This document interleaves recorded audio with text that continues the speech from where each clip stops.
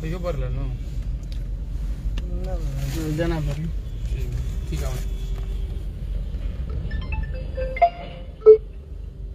हाँ प्रणाम भैया। कहाँ बने?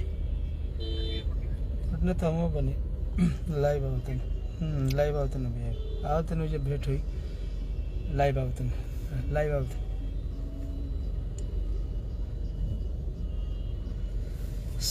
सब भाई लोग के सबके दिल से प्रणाम और आप सबसे आग्रह बा कि यही तरह प्यार आशीर्वाद हमेशा बनल रखी और अपने भाई के हर एक गाना के जिससे प्यार दिले तेहू गाना के प्यार दे। एंगल कंपनी एंगल म्यूजिक यानी बहुत ही बढ़िया म्यूजिक भोजपुरी के चैनल है और बहुत ही अच्छा कंपनी है और एंगल से हमारे बहुत ही बढ़िया वो गाना छूटल बा जौन गाना भाई सोनू सुधाकर जी के लिखल है। बहुत ही अच्छे राइटर हैं और उनका गाना कंटिन्यू आप लोग सुनिएगा। आर्या का संगीत बा तो आप सब एक बार सब कुछ शेयर लगाई। प्रदीप कुमार जी लव यू, अमरजीत जी, अविनाश जी और जे भाई ये गाना के आप सब ज़्यादा से ज़्यादा रील बनाई। सब कंपनी से गाना आइल बा, कल वाइड म्यूजिक से आई रहे, आज एंगल से आइल बा। तो ये गाना के सबसे ज़्यादा जे रील बनाई ओकरा के कंपनी से ऑफर बा बहुत तरीका के। तो एंगल म्यूजिक के कंपनी का ऑफर बा तो आप सबके ज़्यादा से ज़्यादा रील बनाई और प्यार से रंजीत यादव चक्की, नंदू कुमार जी, सुदामा यादव जी, युवराज जी एंगल कंपनी से गाना इल बे गाना के सुनी प्यार से बात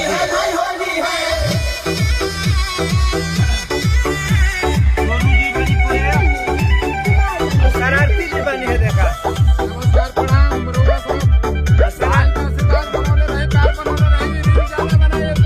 शरारती जी के गीत बहुत गंदा बता दिल के अंदर ही बच्चन है तो सत्यनारायण जी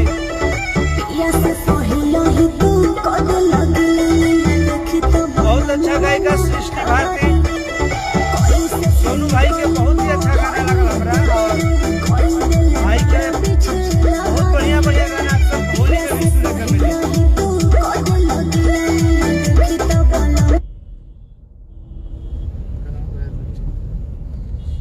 फोन आवे लगा अनिल यादव जी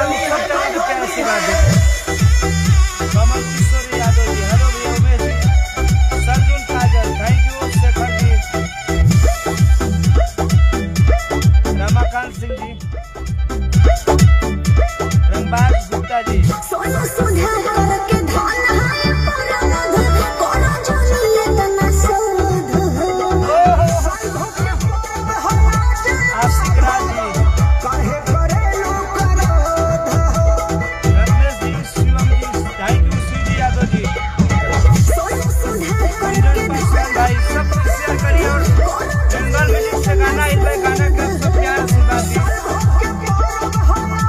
बात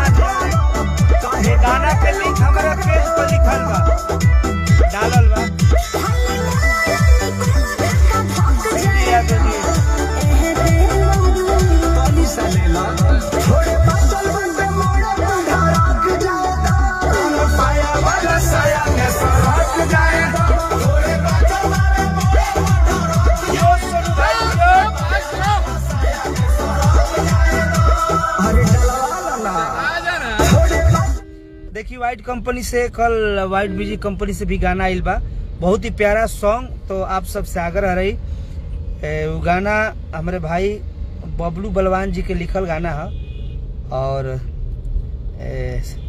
शशि रंजन भाई के संगीत है।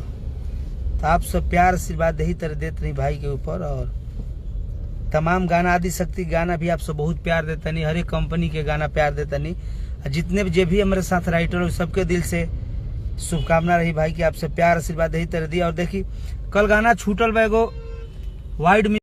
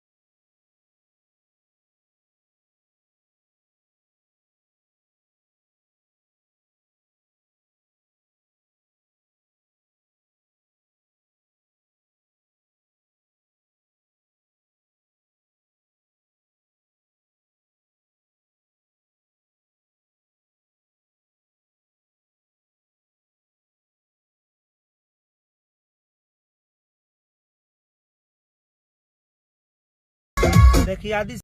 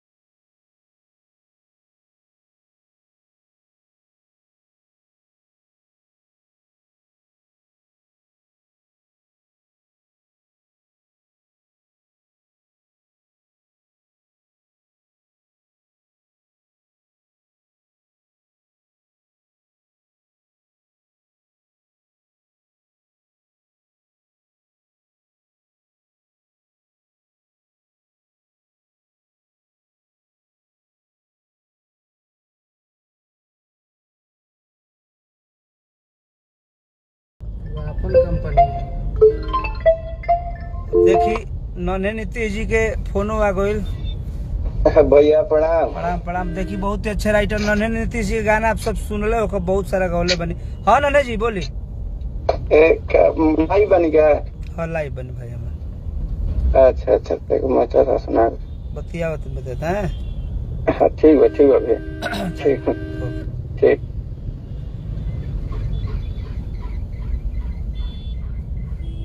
तो आप सब प्यार आशीर्वाद देते रहब। और एंगल कंपनी से जो गाना आइल बा एगो अपन कंपनी है। और एगो प्रमोद प्रेमी एंटरटेनमेंट से गाना है, बड़ा बढ़िया आप सबको सुनावत नहीं हम।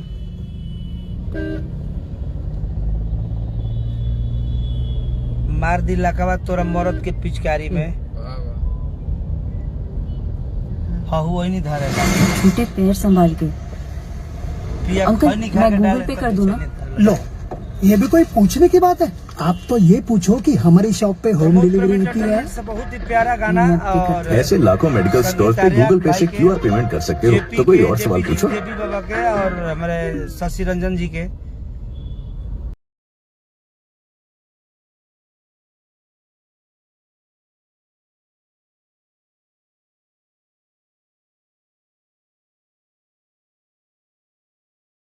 भाई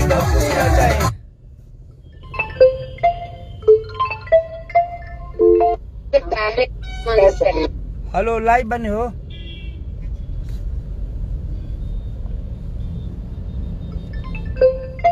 अरे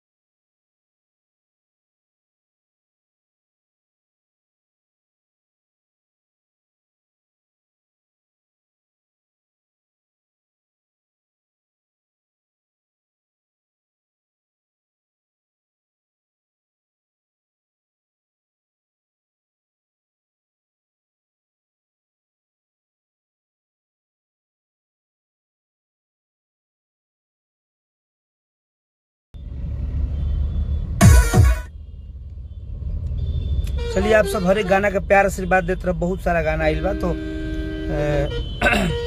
नया भोजपुरी एगो चैनल बा सोनू जी को चैनल का आप सब प्यार आशीर्वाद देते रहो। और गीतकार नन्हे नीतीश जी का गाना मंगल भावना मंगलहारी आप सब सुनी, बहुत सारा प्यार देता नहीं। अब बहुत गाना नन्हे के बहुत गौले बने हम 5-6 गो होली। तो भाई के प्यार आशीर्वाद बहुत सारा गाना उनको भी हम गावे। अजय बच्चन जी बानी, सोनू सुधाकर जी बानी, नन्हे नीतीश, गोपाल पाठक जी बानी, सबके गीत गावे के बाद सबके प्यार आशीर्वाद चाहिए आप सबके। हर हर महादेव।